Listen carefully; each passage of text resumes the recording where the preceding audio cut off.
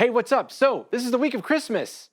Merry Christmas. I'm not going to release a typical episode for you today, so I'm just going to give you a quick little message just from us, from the Industrial Sage team. We want to wish you a very Merry Christmas, Happy Holidays if you don't celebrate Christmas, and we're going to be taking some time off. We'll have our quarterly review next week, but this week I'm spending time with my family and preparing for 2020. 2020 is going to be really awesome. There's a lot of great things that we're coming down the tracks with Industrial Sage.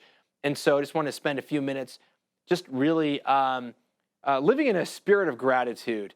I think that personally, I feel that, gratitude is the cornerstone of the foundation of joy. And that's something that this is a spirit, right? The spirit of Christmas should be joyful. And I think in order to be able to get into that, you have to have a sense of gratitude. So I am super thankful, super duper thankful for you.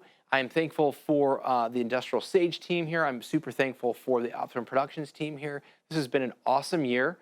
Next year is going to be incredible. It's going to be even better. We've got a lot of things coming down the pipe that I'm really excited to share with you as we get there. So I'm going to take a little bit of a breather and relax.